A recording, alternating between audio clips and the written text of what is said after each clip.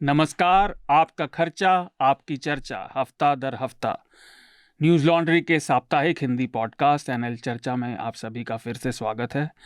मैं शार्दुल, आपके चहेते होस्ट। अतुल अभी भी व्यक्तिगत कारणों से छुट्टी पर हैं, लेकिन इस बार हमारे पास पूरा इन हाउस पैनल है। स्टूडियो में मेरे साथ हैं आनंद वर्धन। आनंद, आपका स्वागत है चर्चा में। और हृदय जोशी, आप उनसे मिलते रहते हैं चर्चा पर लगातार। और मनीषा पांडे, थैंक यू, हमारी संपादक, और वो भी काफ़ी चहेती हैं दर्शकों की अपने प्रोग्राम न्यूसेंस की वजह से, और आप उन्हें अब चर्चा पे भी नियमित तौर पर सुनते रहते हैं ना। तो इस हफ्ते बहुत सारी हेडलाइंस के अलावा बहुत सारी सूचनाएं भी हैं, तो मैं फटाफट उन्हें ख़त्म करता हूं जिससे हम चर्चा की तरफ बढ़ सकें। पहला, न्यूज़ लॉन्ड्री के ऐप में कुछ सब्सक्राइबर्स को पिछले 2-2.5 हफ्ते से दिक्कतें आ रही थी। उसका कारण था एक डिनायल ऑफ सर्विस अटैक हुआ था हमारी वेबसाइट पर, जिसकी वजह से आपको ये दिक्कत आ रही थी। और इसीलिए आपको, अगर आपने वेबसाइट खोली हो, क्लाउडफ्लेयर वेरिफिकेशन दिख रहा था।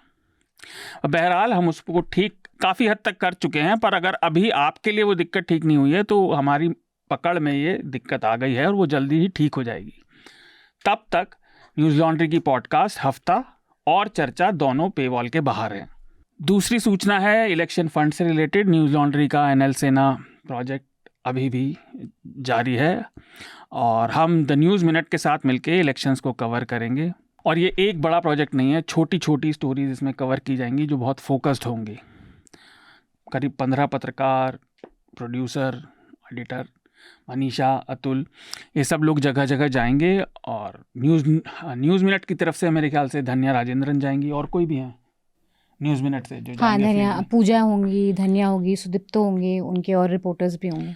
तो ये सब लोग फील्ड पर जाके कवर कर सकें चुनावों को, तो इसलिए आप एनएल सेना प्रोजेक्ट में अपना योगदान दें। मोदी 2.0 जो 19 से लेकर अभी तक जो सरकार चल रही है, उसमें उनके वादे और जो सार्थक हो पाए उनके वादे, उसमें अंतर कितना है। जो दावे कर रही है सरकार वो सही हैं भी या नहीं, तो उन पर डीप डाइव, उनकी विस्तार से विवेचना और उनका इंस्पेक्शन एक तरीके से। स्पेशली जो स्कीम्स हैं जो बहुत पॉपुलर रही हैं मोदी गवर्नमेंट की, पीएम आवास योजना, कम से कम पीआर में तो रही है। जैसे एक मुझे पता है, मतलब काफी हद तक अगर एनेक्डोटली अगर आप जाएं तो गुडविल लोगों में भी है, बोलते हैं कि घर बने गए हैं, डिलीवरीज के बारे में काफी। तो हम उसका अच्छी तरह से डेटा निकाल के देखेंगे कि कितना बजटरी एलोकेशन, स्पेंड, क्या क्या ग्राउंड पे हुआ है। डेटा बैक्ड होगा, इसमें ग्राउंड रिपोर्टिंग कम होगी, डेटा ज्यादा होगा।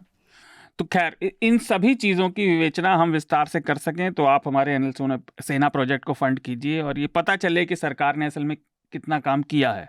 चर्चा में चिट्ठियां आनी अभी भी कम हैं, जैसा हम कहते रहते हैं। तो आप हमारे वेब पेज www.newslaundry.com/podcast-letters पर जाकर चर्चा के लिए अपनी चिट्ठियां भेज सकते हैं। सब्जेक्ट टाइटल में एनएल चर्चा ज़रूर डालें, या फिर आप सीधा podcasts@newslaundry.com पर भेज सकते हैं ये चिट्ठियाँ। मैं फटाफट सुर्खियाँ पढ़ देता हूँ, फिर हम अपने चर्चा के विषयों की तरफ बढ़ेंगे।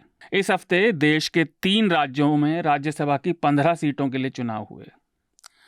कुल सीटें जो चुनी जानी थी वो 56 थीं, लेकिन 41 निर्विवाद रहीं, क्योंकि राज्यों में सरकारों की संख्या जितनी है उसके हिसाब से वो सीटें निर्विवाद रहीं। 15 पर चुनाव हुए। ये 15 में से 10 सीटें उत्तर प्रदेश में थी, 1 हिमाचल प्रदेश में थी और 4 कर्नाटक में।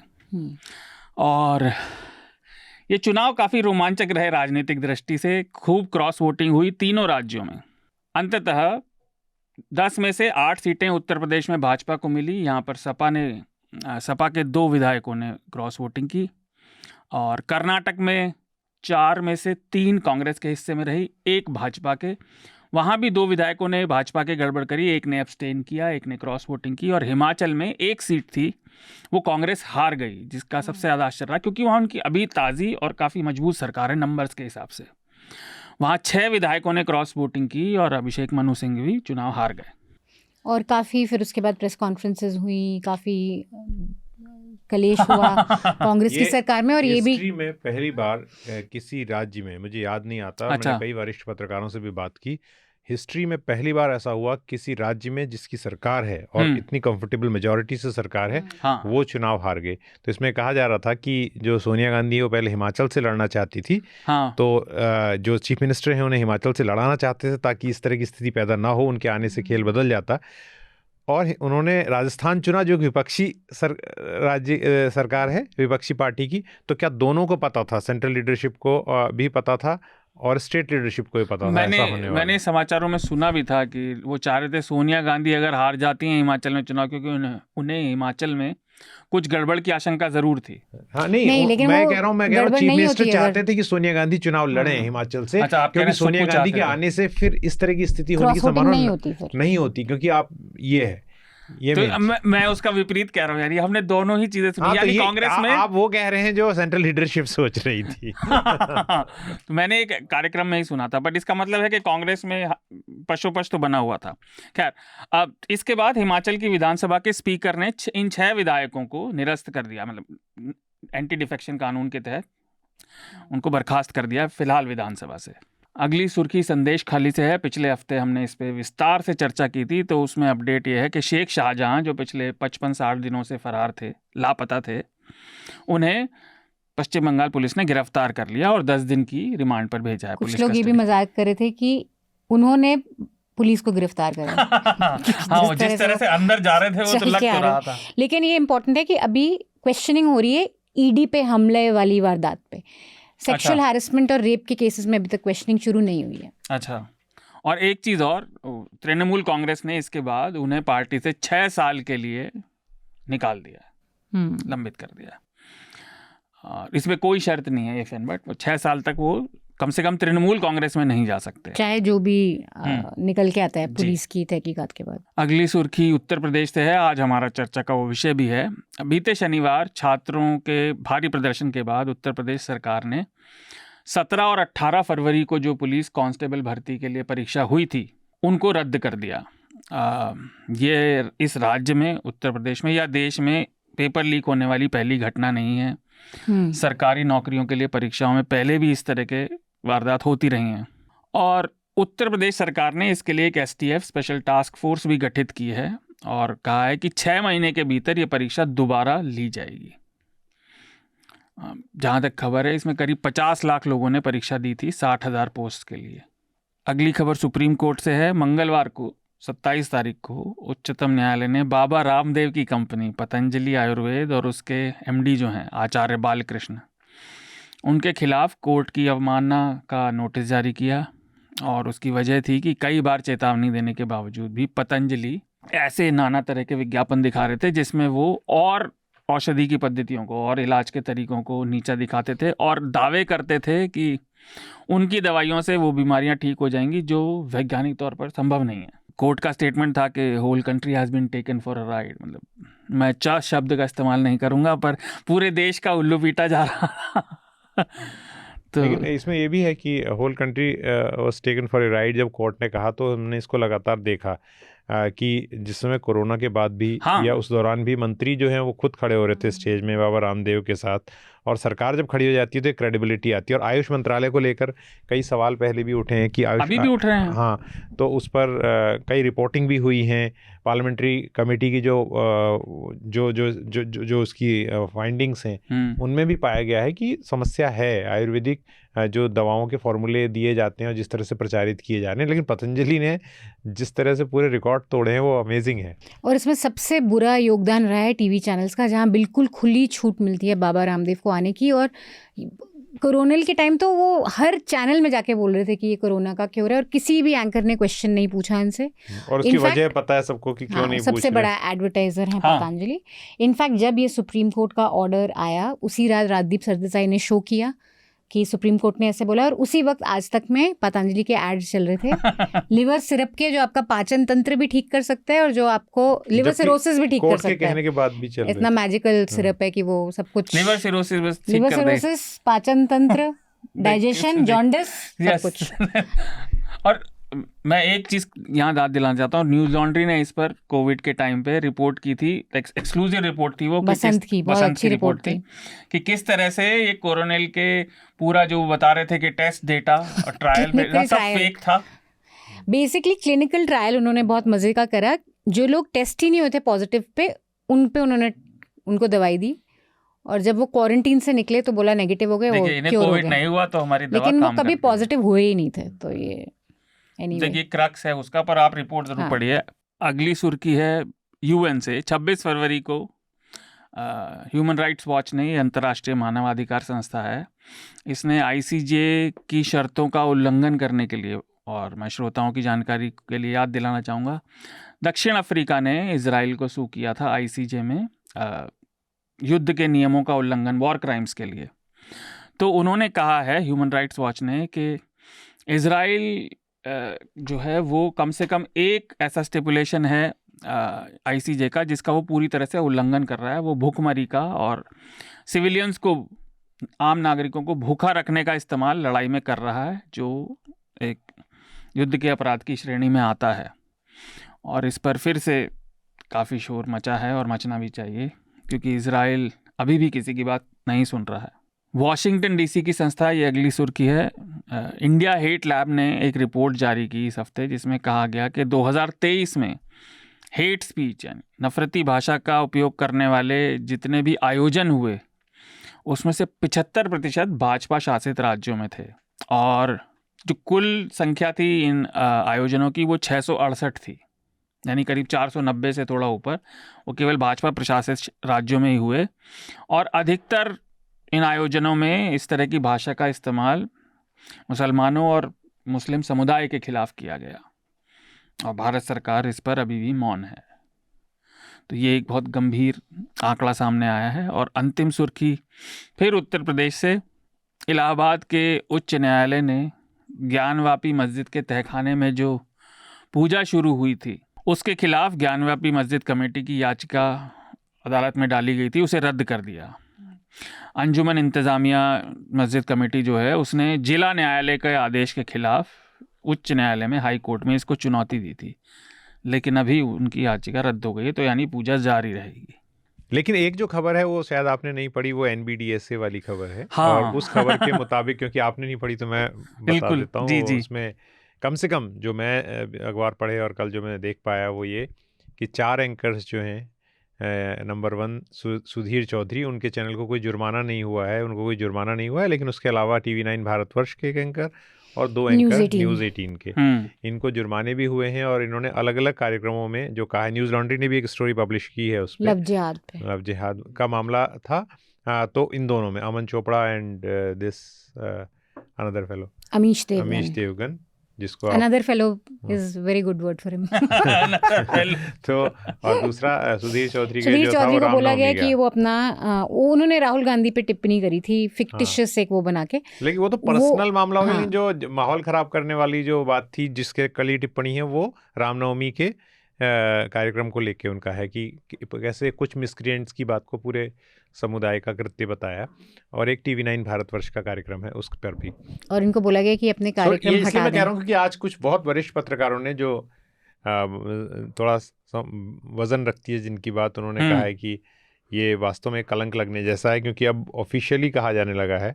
तो ये एक प्रॉब्लम है कि मतलब बहुत समय से ये बात कही जा रही है कि किस तरह से जब TV प्रोग्राम हो रहे हैं तो वो खुलकर उसमें वो शेड्स दिखाई दे रहे हैं। मतलब मैंने भी कल एक ट्वीट किया था कि जब मैं काम करता था आज तक में, तो एडजेक्टिव्स के प्रयोग, बहुत बेहतरीन डेस्क थी, नो डाउट 2001-2002 में मैं वहाँ पर था, तो बहुत सिखाते थे, बोलते थे कि एडजेक्टिव्स नहीं करने, न्यूज़ को ऊपर लिखना है, लैंग्वेज को फ्लावरी बनाना, जब तक न्यूज़ में आप काम कर रहे हैं, नहीं तो फीचर लिखिए। और फीचर में भी ऐसा तो नहीं था जैसा ये कहा जाता।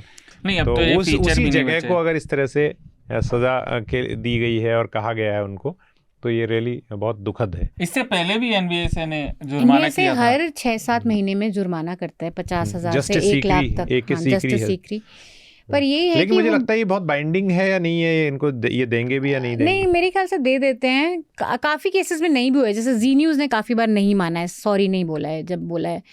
तो ये देखना चाहिए एक्चुअली कि पुराने लोगों ने फाइन दिया है या नहीं दिया है, एक स्टोरी होनी चाहिए।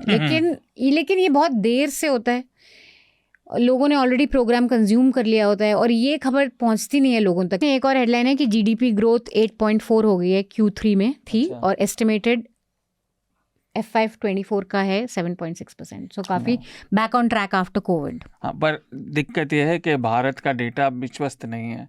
हाँ, तो इस पे काफी सवाल इसकी गणना पूछे गए। कैसे हुई है वही बॉल बेयरिंग्स में फंसा हुआ है। पर अच्छी खबर है अगर अर्थव्यवस्था लाइन पर आ रही है। पर हमारा चर्चा का विषय रोजगार से आपने बात करना चाहते हैं तो उसमें ये जुड़ा हुआ है। जैसे इस सप्ताह जो है जीडीपी ग्रोथ का तो फिर भी कुछ समय के अंतर पर आंकड़े आ रहे हैं। जो कंज्यूमर एक्सपेंडिचर का पिछले सप्ताह आया, मेरे ख्याल से उसके बाद पहली चर्चा है, वो 5 साल में बाद आया है। तो उसका जो वो ज़्यादा महत्वपूर्ण है क्योंकि उसमें समय का अंतर है काफ़ी। ये तो जो है एक ड्यूरेशन पे आता जा रहा है ये जीडीपी आंकड़ा। तो उसमें जो ग्रामीण इलाकों में जो कंजम्पशन का पैटर्न क्या है, जैसे कि एक महत्वपूर्ण बात सामने आई है कि खाद्य सामग्री पर जो है वो जो है खर्च अब लोग कम कर रहे हैं। तो उससे जो है इन्फ्लेशन जो नापने का तरीका बदल सकता है, क्योंकि पहले फूड कंपोनेंट जो इन्फ्लेशन में था, जो मूल्य वृद्धि में, तो उसमें मेरे ख्याल से वो ज़्यादा महत्वपूर्ण आंकड़ा था, इसलिए भी कि वो बहुत सालों से नहीं आया था। उसमें एक चीज़ और थी, हमने वो जब किसानों वाली बात हो रही थी तो उसमें ये बात निकल कर आई थी कि जो ग्रामीण क्षेत्रों में लोगों की जो औसत खर्च था वो खाने पीने पे केवल उसी को पूरा करने में 50% तक पहुंच गया था, जिसकी वजह से फिर लोगों ने कटौती करी है। क्योंकि आपकी आय का अगर 50% तक हिस्सा खाने पीने पे जा रहा है तो वो एक बड़ी दिक्कत है। नहीं, इसमें वो ऐसा नहीं, इसमें है कि डाइवर्सिफाइड फूड बास्केट ज़्यादा हुआ है। अच्छा। और शहरी और ग्रामीण जो जीवन स्तर है उसमें काफ़ी समीपता आई है पहले से। अब दोनों जो है वो काफ़ी एक जैसा होता जा रहा है। जो कंजम्पशन ये थोड़ा अलग है जो आपसे हाँ, बेसिकली जो फूड ग्रेन से ज़्यादा लोग मिल्क, वेजिटेबल्स, फ्रूट और फिश मीट पे स्पेंड कर रहे हैं। अच्छा। Which is also an indication कि आप बेहतर कर रहे हैं, मतलब आपके पास ज़्यादा जी। और दूसरा जो पूरी ग्रोथ है इसमें एग्रीकल्चर का भले योगदान नहीं, मैन्युफैक्चरिंग और कंस्ट्रक्शन का बड़ा हिस्सा है। जो ग्रोथ रेट को इस बार ये 8.4 की आई है, इसमें 2 हिस्से जो हैं जो दिए गए आंकड़े इसमें 11.6 और मोर देन 9%, ये 2 हिस्से कंपोनेंट बना रहे हैं। नहीं, मैं बिल्कुल साहब को इसे बताऊंगा, मैंने अभी नहीं पढ़ा है। 11.6 कंस्ट्रक्शन जो कोरोना का काल था उसमें स्टेट है जो बड़ा जो फंड्स पंप इन किया है, क्योंकि इकोनॉमी को अलाइव रखने के लिए पब्लिक एक्सपेंडिचर काफ़ी बढ़ा है इंफ्रास्ट्रक्चर वगैरह में, क्योंकि प्राइवेट सेक्टर जो है वो काफ़ी संदेह में था कि निवेश करें या ना करें। तो पब्लिक एक्सपेंडिचर बढ़ा है, इसलिए जो हृदय जी बता रहे थे उसका एक परिणाम हो सकता है कि इंफ्रास्ट्रक्चर कंस्ट्रक्शन और कुछ हद तक मैन्युफैक्चरिंग में भी जो है वृद्धि आई है। जी। तो मेरे ख्याल से इस पर चर्चा फिर शायद अगले हफ्ते हो, क्योंकि अभी तो मैंने बिल्कुल नहीं पढ़ा, तो मैं आप जो कह रहे हैं मैं उसी पर जा रहा हूँ। और हमको कोई एक अर्थशास्त्री और रहें साथ में तो अच्छा है। हाँ, जी। नहीं, इस हफ्ते मैं श्रोताओं को बताना चाहूँगा कि हमारे एक मेहमान थे, पर उन्हें किसी इमरजेंसी काम की वजह से वो हमारे साथ जुड़ नहीं पाए। जैसा मैंने कहा था, चर्चा का मुख्य विषय इस हफ्ते बेरोज़गारी से जुड़ा है, और वो जो यूपी में पेपर लीक हुआ वहाँ से हम इस चीज़ को उठा रहे हैं कि अगर हम रोज़गार के मुद्दों का संकलन करें तो आपको सुर्खियाँ ही बता देंगे। आप सुर्खियों को जोड़ लीजिए पिछले कुछ सालों की, तो आपको बता देंगे कि एक के बाद एक ये परीक्षाएं भी बार बार रद्द होती हैं। कभी एग्ज़ाम पेपर लीक होने की वजह से, जो काफ़ी बार होता है, या फिर कोई आए हुए रिजल्ट्स को लेकर कोर्ट चला जाता है कि उसमें किसी को पक्षपात हुआ है या धांधली हुई है, बाद में इंटरव्यू की कॉल्स आने में या फिर फाइनली जॉइनिंग में। कई बार जॉइनिंग भी वर्षों तक नहीं हो पाती कॉल लेटर मिलने के बाद। अभी आपने पिछले महीने और काफ़ी खबरों में रहा था कि भारत के बेरोज़गार इजराइल जा रहे थे काम करने, और वो भी अनस्किल्ड लेबर, जिसे मजदूरी वाला काम कहते हैं, जबकि वहाँ की जो परिस्थितियाँ हैं वो बहुत ज़्यादा खतरनाक हैं, ख़ासतौर से जान के मामले में, लेकिन तब भी लोग जाने को तैयार थे। अभी पिछले हफ्ते खबर आई है कि कुछ भारत के लोग रशियन मिलिट्री में, आर्मी में हेल्प करने के लिए गए। खबर इसलिए बनी क्योंकि उन्हें उन फ्रंट लाइन पे भेज दिया गया लड़ने के लिए, लेकिन वो हेल्पर के तौर पर वहाँ भी गए क्योंकि हिंदुस्तान में काम उपलब्ध नहीं है। मोदी जी जब पहला अपना चुनाव प्रचार कर रहे थे तो वो प्रतिवर्ष करीब 2 करोड़ नौकरियों की बात कर रहे थे, लेकिन इसका 10% भी प्रतिवर्ष के हिसाब से अभी नहीं हुआ है। उत्तर प्रदेश की इस घटना की जो मैंने बात की, मैंने सुर्खियों में भी जिक्र किया कि 50 लाख से थोड़ा ऊपर इसमें कैंडिडेट आए थे जिन्होंने परीक्षा दी थी, और कुल जगह थी केवल 60,000। और मैं बाकी पैनल के पास जाऊं तो केवल 2-3 छोटी छोटी चीज़ें, जिससे कि ये ना लगे कि आप केवल भाजपा के लिए, ये चिरंतर चलने वाली परेशानी भारत की सभी सरकारों के लिए रही है, चाहे वो राज्य हो या केंद्र में हो, और ये लंबे समय से चल रही है। हाल के एग्जाम्पल आप देखें, राजस्थान में भी ऐसा हुआ था। 2023 में वहाँ पे परीक्षा हुई थी REET की, उसमें भी पेपर लीक हुआ था, 37 लोगों की गिरफ्तारी हुई थी। 2022 में बिहार का हुआ था, बिहार सर्विस कमीशन का एग्ज़ाम, उसमें भी पेपर लीक हुआ था, और मैं केवल देख रहा था चर्चा के लिए, तो उसमें डिप्टी SP गिरफ्तार हुए थे, लेकिन तब भी वो हायरिंग पूरी अभी तक नहीं हो पाई है। इससे पहले UP TET का भी पेपर लीक हुआ था, ये 2021 की बात है। रेलवे का हुआ था, रेलवे हिंदुस्तान में सबसे बड़ा एम्प्लॉयर में से एक है, उसमें तो रेलवे रिक्रूटमेंट बोर्ड के पूर्व अध्यक्ष, एक्स चेयरमैन जो थे, उन्हें 5 साल की सज़ा भी हुई, लेकिन वो भर्ती पूरी नहीं होती। और इसके साथ अगर आप देखें, जो ये बात बहुत लोग कई बार पहले कह चुके हैं, मुझे याद है कि पिछले वर्ष जब हम बात कर रहे थे बजट के समय पे, तो प्रोफेसर अरुण कुमार ने भी यही कहा था कि हमारे यहाँ बेरोज़गारी गिनने में दिक्कत ये भी है कि बहुत बड़ी संख्या अब ऐसे लोगों की है जो नौकरी ढूंढना भी बंद कर चुकी है, और वो सरकार के इन आंकड़ों से गायब हो जाते हैं, क्योंकि इसमें गिना जाता है कि आपने पिछले 1 हफ्ते में 1 घंटा काम किया या नहीं किया, और आपने नौकरी ढूंढी या नहीं ढूंढी। अगर आप नौकरी नहीं ढूंढ रहे, आपने हाल ही में ढूंढने की कोशिश नहीं की, तो आंकड़े से आप गायब हो जाते हैं, नीचे रह जाते हैं। और डेमोग्राफिक डिविडेंड, जिसकी बात नेताओं के साथ साथ सभी लोग करते हैं, ये उसके लिए बहुत ही ज़्यादा घुन लगने वाली बात है, क्योंकि बेकार युवा जिसके पास काम नहीं है, वो कुछ भी, कम से कम मुझे ऐसा लगता है, प्रोडक्टिव नहीं कर पाएगा वो, और केवल फ्रस्ट्रेशन के साथ रहेगा। तो ये समस्या बड़ी होती जा रही है। हितेश, मनीषा, आनंद, इसको लेकर आपका क्या कहना है? क्योंकि फिलहाल के आप देखें, तीनों अलग अलग नाम है, बताइए किनसे सुनना है? आप ही पहले बोलिए आनंद, क्योंकि मैं जो बात कर रहा था मैं पूरी कर दूं। ये समस्या कोई भी सरकार अभी तक ठीक से हैंडल नहीं कर पाई है। देखिए, आपने जो भी विषय बताएं, तीनों बहुत रिलेटेड मुझे नहीं लगे। जो बेरोजगारी एक बड़ी समस्या है, वो सर्वविदित है। हालांकि उसका जो विश्लेषण मीडिया में आता है, मेरे विचार से उसके कारण वो नहीं है, और उसका स्वरूप अलग है। और सरकारी नौकरी में पेपर लीक होना और चीटिंग होना 2 अलग अलग बातें हैं। लीक भी अलग बात होती है, चीटिंग अलग बात होती है, इसमें भी भेद करना ज़रूरी है। मैंने सारी लीक का जिक्र किया। हाँ, मैं उस पर भी आ रहा हूँ। तो और सरकारी नौकरी के प्रति आकर्षण, ये एक अलग विषय है। ये बेरोजगारी से कुछ हद तक जुड़ा भी है, बहुत हद तक नहीं भी जुड़ा है। और ये जो आकर्षण है वो एक एस्पिरेशनल नेचर का ज़्यादा है, मेरा ये मानना है। इसका ये मतलब नहीं है कि बेरोज़गारी बड़ी समस्या नहीं है, वो है। इस पर तो पहले मैं लीक पर आ रहा हूँ। मेरा मानना है इस पर संतुलित विचार रखना ज़रूरी है कि जैसे इंडियन एक्सप्रेस ने भी ये किया था कि 15 राज्यों में पिछले 5 सालों में 41 ऐसे प्रकरण आए हैं जब लीक हुआ है। तो वो सही है, वो हुआ है। लेकिन एक अगर इससे ये बनाया जा रहा है कि विश्वसनीयता नहीं है सरकारी परीक्षाओं की, तो वो गलत है।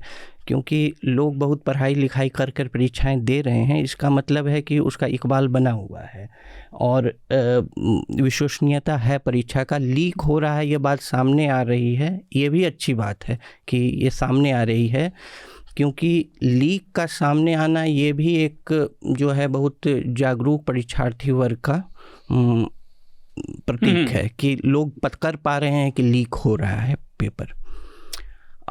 इसमें कई राज्य सरकारों ने कानून बनाए हैं, हरियाणा ने बनाया है, उत्तर प्रदेश ने बनाया है, राजस्थान ने भी बनाया था। राजस्थान ने उसे और मजबूत किया है पिछले साल, और उधर पूर्वोत्तर राज्यों में असम ने किया है, अरुणाचल प्रदेश ने कानून बनाया है इस पर।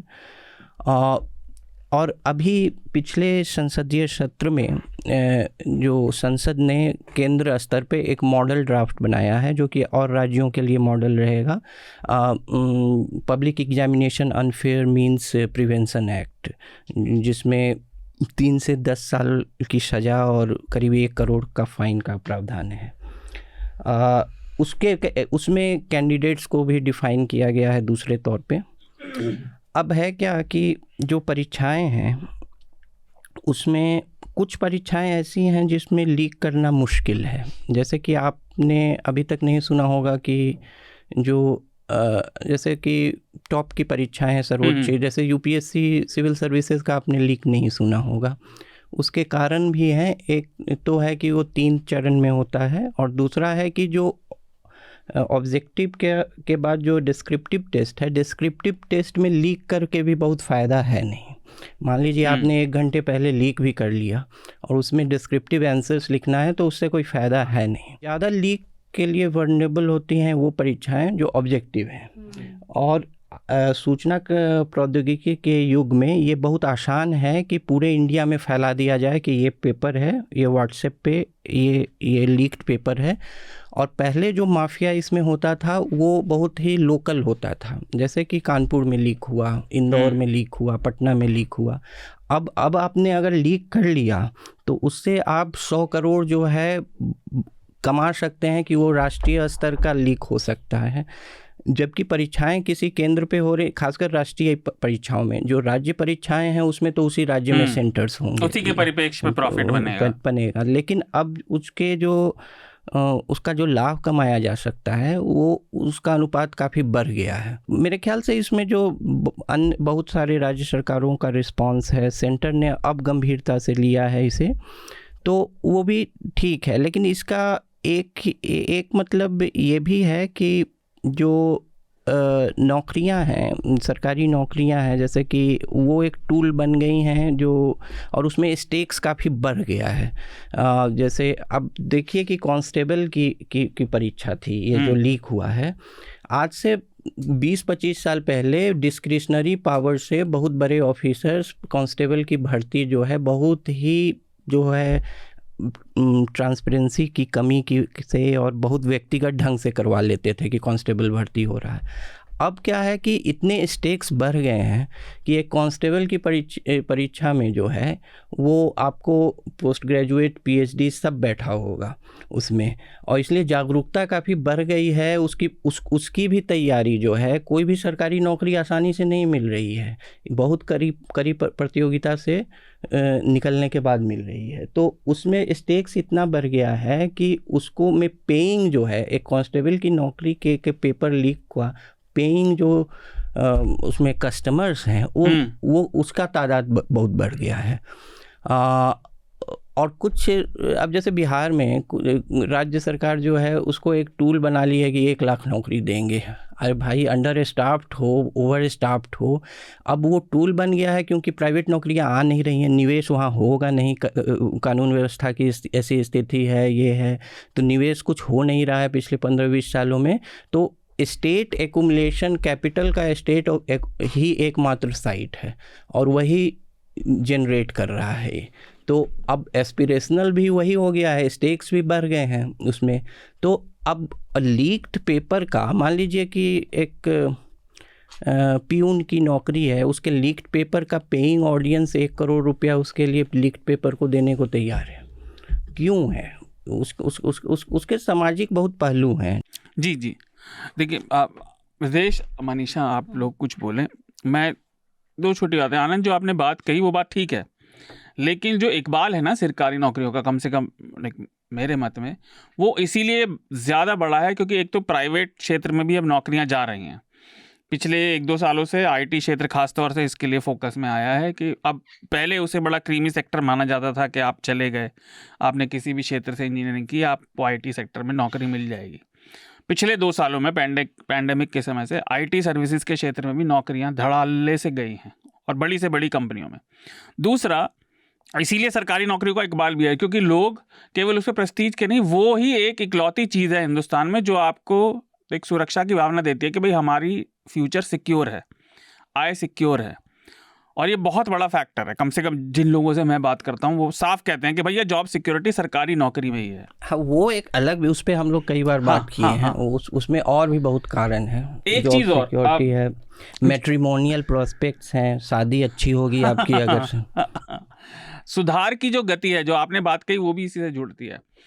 इस बात से ये ज़रूर निकल के आता है कि डिजिटल इंडिया और डिजिटल टूल्स समाज में और लोगों में ज़्यादा तेज़ी से फैल गए हैं, लेकिन हमारी ख़ास तौर से भर्ती की और ये परीक्षाएं कराने की, इसमें जो सुधार आना चाहिए समय के साथ, क्योंकि ये समस्या ऐसी नहीं है कि पिछले कुछ सालों से, लेकिन मैं छोटा था मैं तब से सुनता आ रहा हूँ इनको। सुधार की गति और तकनीक बहुत, मतलब उसके मुकाबले बहुत ही रेंगती हुई सी प्रतीत होती है। इतने धीरे ये काम हो रहे हैं कि हर क्वार्टर में, हर आधे साल में हिंदुस्तान में करीब 20-25 लाख लोग नौकरी के लिए और जुड़ जाते हैं, जबकि सुधार हमारे यहाँ लटका ही रहता है। खैर, मेरा मानना है कि जो समस्या है, चूँकि इसका मिस इंटरप्रिटेशन हो सकता, समस्या है जी, लेकिन ज़्यादातर जो सफल जो अभ्यर्थी हैं वो अभी भी मेहनत के बल से आ रहे हैं। जी, बिल्कुल ठीक है। तो ये भारत में कोई भी फिगर छोटा भी हो तो बड़ा दिखता है। तो जैसे एक्सप्रेस ने जो किया वो दिखने में बड़ा फिगर लग रहा है, लेकिन जितनी परीक्षाएं हुई या जितने लोग भर्ती हुए उसके मुकाबले वो बहुत छोटा फिगर है। तो मेरे ख्याल से सेंस ऑफ प्रोपोर्शन लूज हो जाता है जब आप देखेंगे कि इतने सालों में कितनी परीक्षाएं हुई, कितनी भर्तियां हुई और कितने परीक्षाओं का एक्चुअली लीक हुआ, तो वो अभी भी कम है। और ये अच्छी बात है कि लीक सामने आ रहा है, उससे वो अच्छी बात जरूर है, पर वो लीक होना नहीं चाहिए ना, उसके लिए इतना। और वो लीक जो सामने आ रहा है, वो जो बहुत ही अवेयर कैंडिडेट्स हैं वो वही सामने ला रहे हैं कि ये लीक हुआ है, क्योंकि वो लाना भी एक तरकीब है, उसके लिए भी तरकीब चाहिए। आप कैसे लोग लगे हुए रहते हैं, इसीलिए कितने ही मैसेज आते हैं कि आप हमारी बात उठाइए, सरकार सुन नहीं रही है। हृदय, आप कहना चाह रहे थे? मैंने आनंद की बात को ध्यान से सुना, मोटे तौर पे मैं सहमत हूँ, पर उसमें और नुएंसेस की ज़रूरत है। नंबर 1 जो आपने कहा कि प्राइवेट और सरकारी में, इसमें हो सकता है मैं आपसे भी असहमत होता दिखाई दूँ। मुझे ऐसा नहीं लगता कि सरकारी नौकरियों के लिए ही बहुत ज़्यादा चार्म है। एनेक्डोटल हो सकता है, पर मेरे घर में जो है ऐसे भी लोग हैं, बच्चे यंग जो बात मैं कर रहा हूँ, जिन्होंने IIM को निकालने के बाद IIM में नहीं गए और UPSC की तैयारी कर रहे हैं। ऐसे लोग भी हैं जो UPSC की तैयारी को छोड़ के, and they very bright students, they want to go somewhere else, जो कि प्राइवेट है। तो ये चीज़ ना बड़ी सब्जेक्टिव है, इस पे नहीं जाए। दूसरी चीज़ ये है कि हताशा जो है ना, उसको ऐसे भी देखा जा सकता है, लेकिन उसमें भी कैविएट्स हैं कि बिहार में अगर माहौल ख़राब है और वहाँ रोज़गार नहीं लग रहा है, उद्योगपति नहीं जाना चाहते, तो दिस इज़ वन वेरी बहुत वैलिड पॉइंट है। लेकिन अगर आप CSDS लोकनीति का दिसंबर अभी बात सुनते हुए मुझे याद आया, और मैंने कोशिश की, वो ट्वीट मुझे मिल गया है उनका, CSDS लोकनीति का, और उसमें जो उन्होंने बताया है कि unemployment is a big issue from common citizen point of view, who said unemployment has increased during last 5 years in recent। ये लोकनीति CSDS का सर्वे है, संजय कुमार जो उनके हैं, उनका ट्वीट है। ये है ट्वीट 15 दिसंबर का, और इसमें 3 राज्य कम से कम ऐसे दिखाई दे रहे हैं जिनमें गुजरात भी शामिल है। वहाँ 88% ये लोग कह रहे हैं जो अनएम्प्लॉयमेंट एक इशू है। उत्तराखंड अनदर स्टेट जो 85% लोग कह रहे हैं। यूपी जहां 10 साल दूसरा टेनर कर रहे हैं योगी साहब, वहां पर 78% लोग ये कह रहे हैं। तो जो फ्रस्ट्रेशन है वो बिल्कुल आनंद ने सही कहा कि ये लीक होना अलग चीज़ है, ये अलग है और वो अलग है, लेकिन लोगों में रोज़गार के लिए बहुत ज़बरदस्त फ्रस्ट्रेशन है। This is a undeniable truth. और रोज़गार बहुत ज़्यादा अच्छा। अब आप ई श्रम पोर्टल के आंकड़ों को देखिए। ई श्रम पोर्टल के आंकड़ों में भी मैंने बहुत ज़्यादा अध्ययन नहीं है, लेकिन इतना तो सबको पता है वहाँ पर भी कि लोगों में 90% से ज़्यादा लोगों की आय बहुत कम है। तो जिन लोगों के पास पैसा मिल भी रहा है तो वो क्यों नहीं आएंगे? चपरासी की तनख्वाह 10,000 रुपये से ज़्यादा है और वो कह रहा है कि 90% लोग 10,000 रुपये में गुजारा कर रहे हैं, राइट। तो ये समस्या बहुत गंभीर है और अगर सरकार इसमें इंटरवीन नहीं करेगी तो कौन करेगा? अगर प्राइवेट सेक्टर को भी बूस्ट करना है, वहाँ भी नौकरियाँ आनी है, वहाँ से भी रिट्रेंचमेंट अगर नहीं होना है, क्यों हो रहा है रिट्रेंचमेंट प्राइवेट सेक्टर से, उसमें सरकार की भी कोई जिम्मेदारी नहीं है क्या? नहीं, देखिए, बेरोजगारी हमेशा समस्या रही है और अभी भी बहुत गंभीर समस्या है। ऐसा कोई काल बता दीजिए, गरीबी, बेरोजगारी, जो मैक्रो इश्यूज हैं, आप पूछिएगा किसी भी, आप क्वेश्चन कैसे फ्रेम करते हैं कि जो समाज में बेरोजगारी है, तो मेरे ख्याल से ऐसा कोई कालखंड नहीं था जिसमें कोई कह रहा है कि नहीं है। बढ़ी है, हाँ बढ़ी है, बहुत बेरोजगार दिख रहे हैं। तो बेरोजगारी बड़ी समस्या है, लेकिन जो मैक्रो इश्यूज हैं, पॉवर्टी, बेरोजगारी, शिक्षा की कमी, ये सब जो है ना, ये सब जो मेगा इश्यूज हैं, अब इसमें सर्वे के टेक्निक्स, मेथोलॉजी, वो कैसा रिजल्ट देते हैं, ये सब काफ़ी मायने रखता है। इसका ये मतलब नहीं कि बेरोजगारी बड़ी समस्या नहीं है। दूसरी बात, लीक और अनफेयर मीन्स और अनएम्प्लॉयमेंट 3 अलग अलग चीज़ें हैं। वो तो मैं कह रहा हूँ, मैंने तो लीक पे बात भी नहीं की, मैं सिर्फ बेरोजगारी पे बात मतलब अगर आपने इस विवाद का चर्चा का इसका सबटेक्स्ट बना दिया है अनएम्प्लॉयमेंट, तो मेरे ख्याल से वो एक अलग चर्चा है। मनीषा, ऐसा कोई भी स्टेट नहीं है, जितना हम इलेक्शंस के टाइम ट्रैवल करते हैं, जहाँ पे युवाओं ने पेपर लीक और नकल की इशू पे बात नहीं करी हो। हर स्टेट में बहुत बड़े इशू है ये। दूसरा, आई थिंक जो एक चीज़ है, ये जो ल्यूक्रेटिव हो गया है बहुत बिजनेस, जिस तो आनंद ने थोड़ा हिंट भी करा कि करोड़ों में अब आप पैसा कमा सकते हैं। आप सरकारी नौकरी के बारे में छोड़िए, स्क्रोल में एक बहुत अच्छा पीस आया था मेरे ख्याल से 1 साल पहले, बलिया का केस था, जहाँ पे अमर उजाला के हिंदी रिपोर्टर थे जिन्होंने उजागर करी थी एक नकल का इंस्टेंस। स्कूल में उनको जेल हो गई थी, तो वो इन्वेस्टिगेट कर रहा था कि क्यों जेल हुई, कैसे हुई और ये लीक का मामला क्या था। उसमें मैंने पढ़ा था कि 5 सब्जेक्ट, स्कूल की बात है, हाई स्कूल एग्ज़ाम, 5 सब्जेक्ट्स का गोइंग रेट था 25 से 50 हज़ार तक। नकल कराने का रेट था 25 हज़ार, जो स्कूल ओनर ही बोल रहे हैं कि 25 हज़ार दे दो, हम तुम्हारा नकल करा देंगे। स्कूल के लेवल पे, मतलब स्कूल के लेवल पे स्टेक्स हाई कितनी है? आप 10वीं या 12वीं का एग्जाम, मैंने 1991 में 12वीं पास की थी, राइट, और मैं यूपी बोर्ड से पढ़ा हुआ हूँ। 12वीं जो की 1990 में यूपी में कानून बना जिसमें नकल करते हुए पकड़े जाने पे जेल जाने की बात थी, ठीक है, 1 साल पहले, तब मैं 11वीं में था। और हमने देखा, हमारे माँ बाप ये कहते थे कि बेटा नौकरी, जेल, ये पकड़े मत जाना, बेइज्जती मत कराना, और भले ही फेल हो जाना, नहीं देखो जेन्युइन। और वो इतना, उसके इतने फायदे, जो आप बात कह रही हैं, जो आनंद ने बात कही कि ठेके दिए जाते थे, 3 बजे पेपर होता, 3:05 में पेपर लीक हो जाता था बाहर, और 3:45 पर, 1 मिनट में पूरा कर लूं, 3:45 पेपर हल होके अंदर आ जाता था। खुली हुई छूट होती थी। इस मुद्दे पे बीजेपी चुनाव हार गई थी, सफाई करने के मुद्दे पे। ये भी समाज का जो आईना दिखा रहे हैं ना, आनंद कह रहे हैं, बिल्कुल सही बात कह रहे हैं कि समाज में चुनाव हार गई एक पार्टी। उसमें बहुत बड़ा मुद्दा बनाया गया था, मुलायम सिंह यादव की पार्टी जो थी, उन्होंने मुद्दा बनाया था कि ये, और उन्होंने दूसरे उनको अनफेयर होगा, उन्होंने इस तरह से फ्रेम की थी कि आप बच्चों को जेल में नहीं डाल सकते। उन्होंने ये नहीं कहा था हम नकल को छूट देते हैं, इसको पूरा बताया जाना चाहिए कि आप जो शॉर्ट्स डालते हैं ना, उसमें पूरी बात डालिएगा। तो मैं ये नहीं कह रहा हूँ, उन्होंने कहा था बच्चों को जेल भेजना गलत है, जो कि गलत था, माइनर को यू कांट सेंड जेल। लेकिन इस मुद्दे पे चुनाव, वो इतना बड़ा इतना बड़ा ठेका दिया जाता है नकल, और ये पूरा जो माफिया है, ये पॉलिटिशियंस और पुलिस के बिना तो चल ही नहीं सकता है। इसमें बहुत, जैसे राजस्थान में भी काफ़ी एमएलएस पे 37 लोगों में काफी एमएलएस के लोग तो हैं। ये एक ऐसा नेक्सस है, और मुझे लगता है बहुत ही अंडर इन्वेस्टिगेटेड एस्पेक्ट है ये एजुकेशन का। I would really love to see कि न्यूज़पेपर्स में इस पर बहुत इन्वेस्टिगेशन हो, क्योंकि ये एक माफिया की तरह चलता है और इसकी जड़ पॉलिटिक्स तक जाती है, पुलिस तक जाती है और स्कूल्स तक भी जाती है। मतलब ये तो हाई स्कूल की बात है, लेकिन सरकारी एग्ज़ाम्स में भी ये ऑफिशियल्स के बिना नहीं हो सकता है जो ये हो रहा है। तो इस पर एक बहुत serious investigation from newspapers end of course police investigation से ज़्यादा मुझे कुछ होप नहीं है, लेकिन इसके बारे में मैंने पढ़ा बहुत कम है। और ये अजीब सी बात है, क्योंकि ये इशू हर जगह है, हर जगह आप लोगों से मिलोगे जो सरकारी नौकरी की तैयारी कर रहे हैं। कोई हमारा 1 साल वेस्ट हो गया, हमारा 2 साल वेस्ट हो गया, हमने इतनी मेहनत करी, हमने इतना पैसा।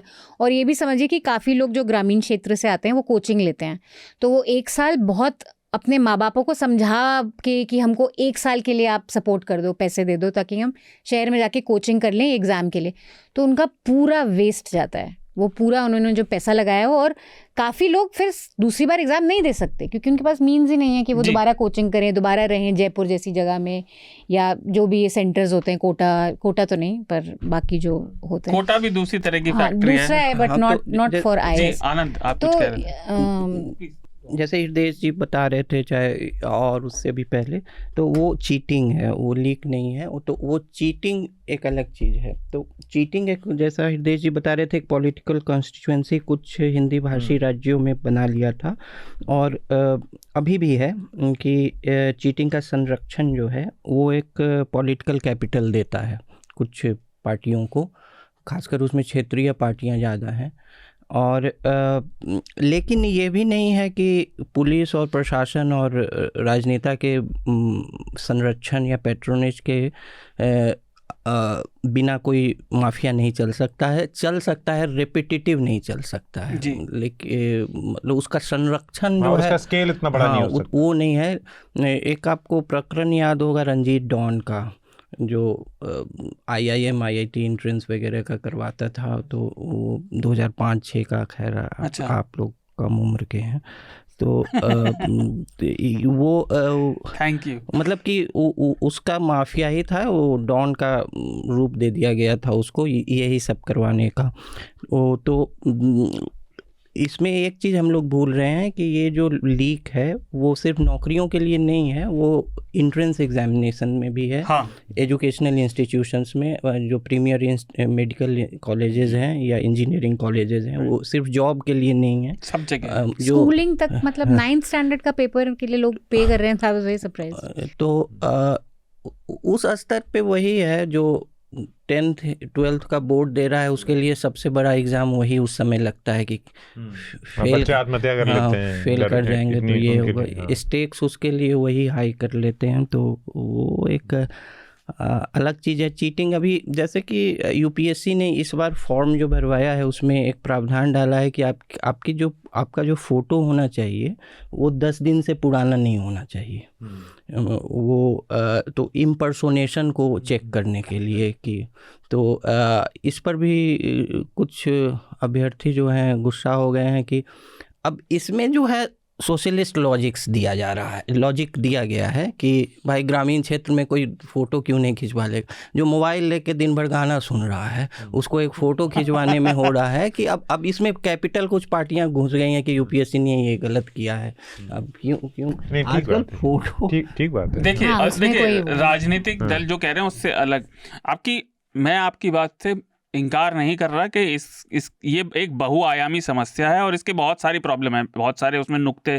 तो कौन इनकार कर रहा है यहाँ पर बैठा हुआ इस बात? जो आनंद ने कहा ना कि ये अलग अलग चीजें हैं, ये अलग अलग होते हुए भी इन सबका मूल ना वो वहीं पे जाता है, बेरोजगारी पर। उसका कारण ये है इन इंडिविजुअल एग्जाम्स की वैल्यू जो बढ़ रही है लोगों की नज़र में, जिसकी वजह से वो इतने पैसे खर्च कर रहे हैं, वो इसीलिए है क्योंकि उपलब्ध नहीं है, क्या बोलते हैं, अपॉर्चुनिटीज, लाइक अवसर बहुत कम हो गए हैं। आप देखिए दिल्ली यूनिवर्सिटी में भी जो टॉप के स्टूडेंट हैं, आप छोड़ दीजिए स्टाफ सिलेक्शन कमीशन और ग्रुप डी की जो परीक्षाएं जिनकी हमने एग्जांपल दिए अभी, ऊपर की बिल्कुल लेयर पे भी, चाहे आप सेंट स्टीवेंस देख लें, चाहे बड़े बड़े कॉलेज DU के देख लें, कट ऑफ 99% है। मतलब आप 99% अगर लाए हैं तो आपको कई कॉलेजेस में नहीं मिलेगा क्योंकि आपको 99.3 चाहिए थे। सर अब वो सिस्टम हट गया, एंट्रेंस एग्जाम आ गया, लेकिन एंट्रेंस एग्जाम आ गया, शायद वो सेंट स्टीफेंस में लागू नहीं 2 साल कुछ नहीं। अब हाई कोर्ट ने ऑर्डर किया है कि आपको मानना पड़ेगा स्टीफेंस को। हाँ, लेकिन CUET के आने से मुझे लगता है एक अच्छी बात थोड़ी सी राहत हुई है। हाँ, पर उसमें स्कूल की भी वेटेज है, विच इज गुड, क्योंकि आपके नंबर के बाद अगर टाई ब्रेकर करना हो ऐसा कुछ है कि अब स्कूल की वेटेज भी रहेगी। और ये सारी दिक्कत घूम फिर के वहीं आ जाती है। अब देखिए जैसे मनीषा ने बताया कि लगातार अगर आप मॉर्निंग शो चुनाव के समय देखें तो पब्लिक, खास तौर से छात्र, ये बात करते आ रहे हैं।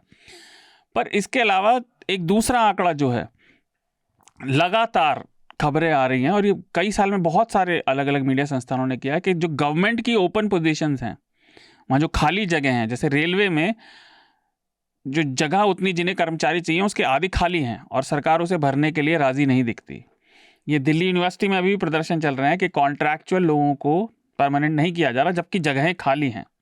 यही हाल बिहार बोर्ड का है, यही हाल UP बोर्ड का है और राज्यों में भी अलग अलग संस्थानों में ऐसा होगा।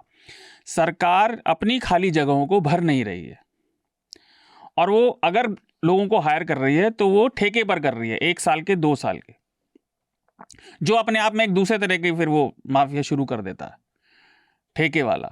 तो सरकार ये तो कह रही है कि हम मिनिमम गवर्नमेंट लाएंगे, लेकिन असल में वो हमारी जिंदगी में दखल दे रही है। मिनिमम गवर्नमेंट वो केवल अपनी स्ट्रेंथ में हो गई है कि उसके पास लोग कम है। प्राइवेट में जब से नौकरियां जानी शुरू है, और ये केवल आईटी सेक्टर की बात नहीं है, हमने कोविड के टाइम पे न्यूज़ लॉन्ड्री ने भी रिपोर्ट किया था और उन्हें भी, पत्रकारिता क्षेत्र में करीब 70% नौकरियां गायब हो गई, है ना। यही हाल हुआ हॉस्पिटैलिटी सेक्टर का, जहां 80% तक जॉब चले गए थे, थोड़े वापस आ गए, लेकिन वो आधे भी वापस नहीं आए जितने चले गए थे। यही हाल है डिलीवरी सर्विसेज का। अब आप देखिए, अगर केवल एक एनेक्डोटल मैं एग्जांपल दूं, पहले डिलीवरी में मुझे मतलब 20 से लेके मध्य आयु तक के, अपने आयु तक के लोग दिखते थे। अब मुझे बहुत बूढ़े बूढ़े लोग भी और बहुत यंग लोग भी दिखने लगे हैं, जो केवल डिलीवरी करने के लिए आ रहे हैं, क्योंकि और जगह नौकरियां नहीं बची हैं। हम अपने विषय की तरफ बढ़ते हैं अगले। रामदेव नहीं, रामदेव नहीं, राज्यसभा वाला 3 था, रामदेव भी है ना? रामदेव भी है, रामदेव जी पे पहले बात कर लेते। हाँ, तो उसका तो मैंने शुरुआत में जिक्र कर ही दिया था, हमने बात करी थी। बाबा रामदेव पर अब कोर्ट ने भी टिप्पणी कर दी है कि आपको लगता है कि वो बदलेंगे या उनके ऊपर कुछ सरकारी चाबुक चलेगा? जैसे क्या है कि उस जो ऑर्डर में शायद ऑर्डर पतंजलि एंड बालकृष्ण के बारे में लिखा है जी। हाँ, नहीं, तो उसमें 2 जो अभी आदेश आया है कंटेम्प्ट ऑफ कोर्ट का, कंटेम्प्ट ऑफ कोर्ट जो 1971 एक्ट के अंतर्गत, तो उसमें जो 2 बेंच 2 जज बेंच था मेरे ख्याल से, जस्टिस हिमा कोहली थी और आसिफाउल्लाह अमानुल्लाह। तो अमानुल्लाह ने तो एक बार कहा था कि जो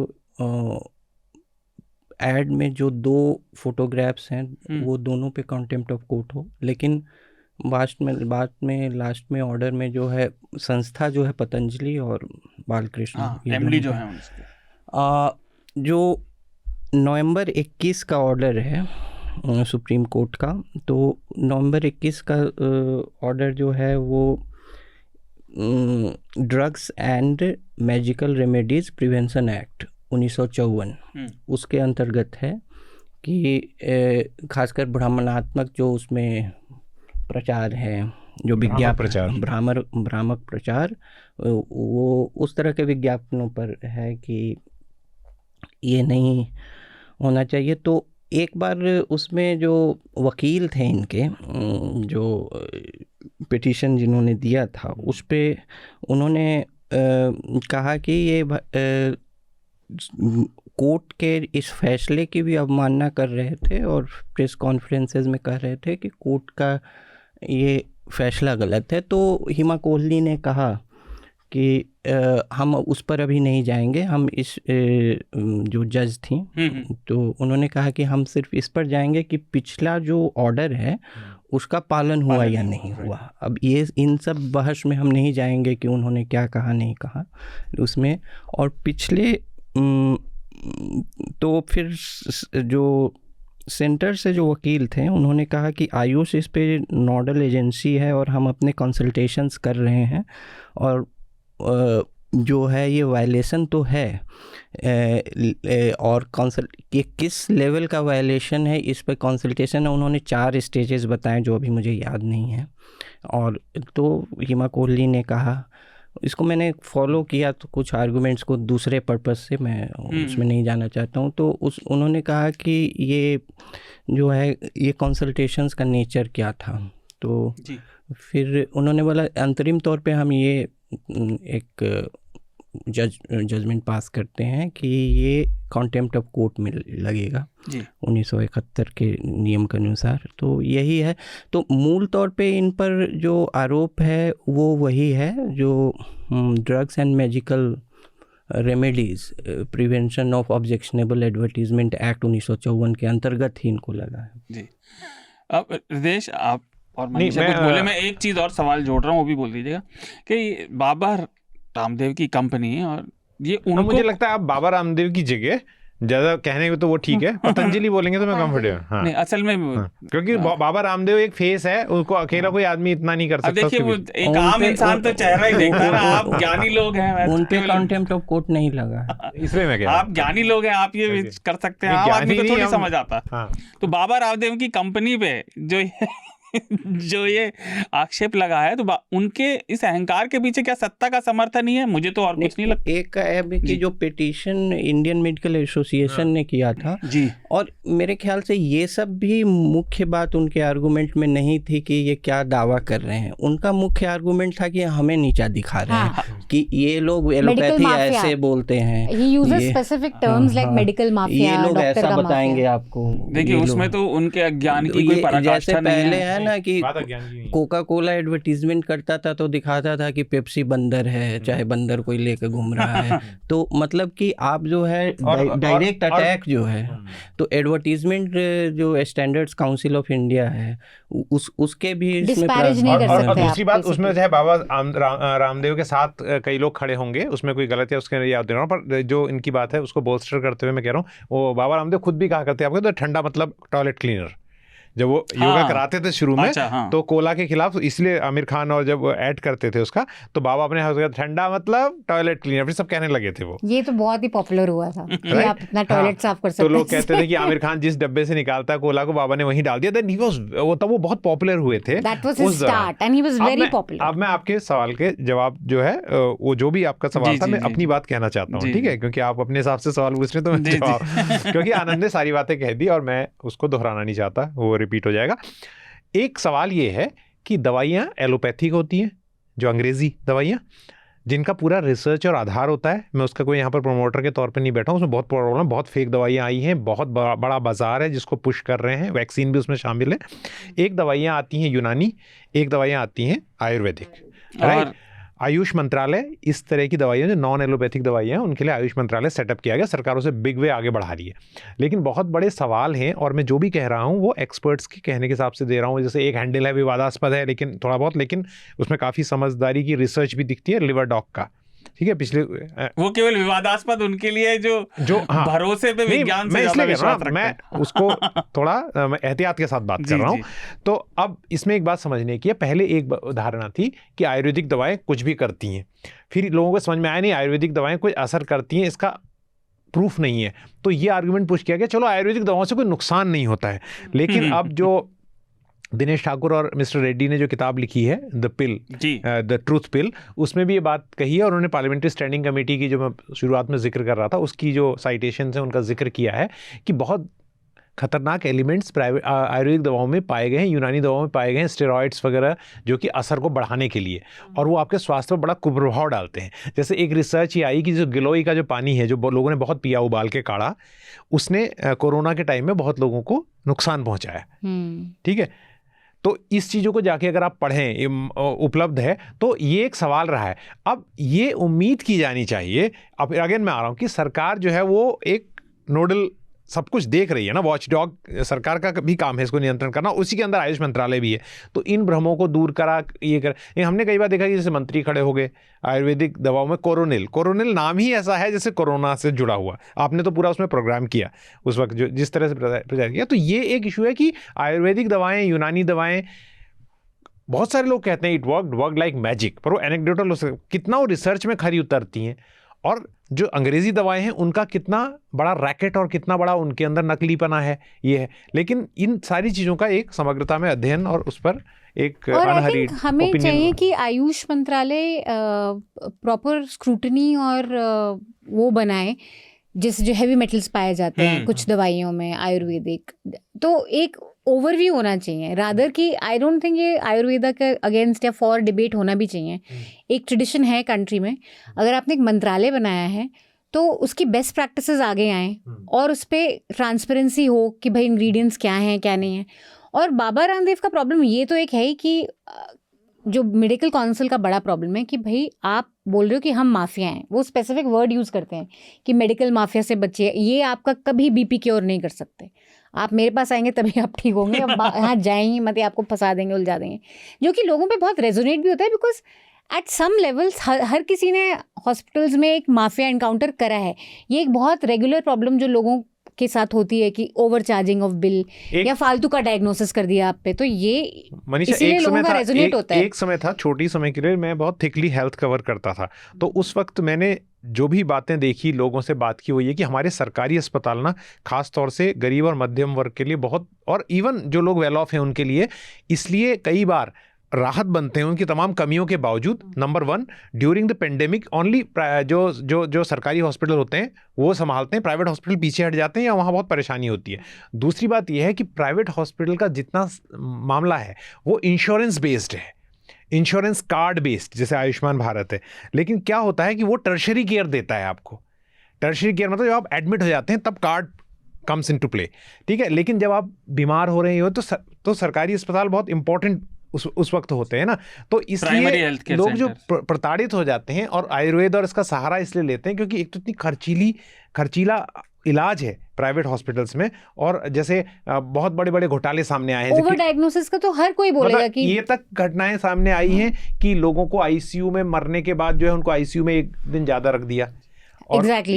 ये फ्रॉड इस तरह से तो घबराए रहते हैं। तो मुझे लगता है किसी हद तक ये भी एक है जो लोग फिर टर्न होते हैं कि दूसरी हम, लेकिन हम चाहेंगे कि मतलब मुझे लगता है आयुर्वेदिक ट्रेडिशन में पतंजलि बहुत पब्लिक हेल्थ केयर बहुत स्ट्रांग होना मेरा एक लाइन में है कि वो बहुत जरूरी है ताकि सारी व्यवस्था ठीक से अगर आपको प्रमोट भी करना है तो कुछ रेगुलेशंस चाहिए हमें कि आप किस उसमें आयुर्वेदा इंटरवेंशन हो सकता है, कौन सी टाइप की मेडिसिन अगर बिक रही हैं तो उनमें क्या इंग्रेडिएंट्स होने चाहिए, किस लेवल की ट्रांसपेरेंसी होनी चाहिए, ताकि तब लोगों का विश्वास भी बढ़ेगा और बेनिफिशियल भी रहेगा। मुझे लगता है वेरी स्ट्रांग लेबलिंग लॉज। देखिए इसके 2 एस्पेक्ट हैं। पहला औषधि पर मैं बात करूँगा, जो आपने अस्पतालों वाली समस्या बोली, प्राइवेट सेक्टर में धांधलियाँ, इस बात की कोई मतलब इस पर कोई सवाल नहीं है कि धांधलियाँ हर सेक्टर में होती हैं हिंदुस्तान में, और वो मेडिकल सेक्टर में भी है।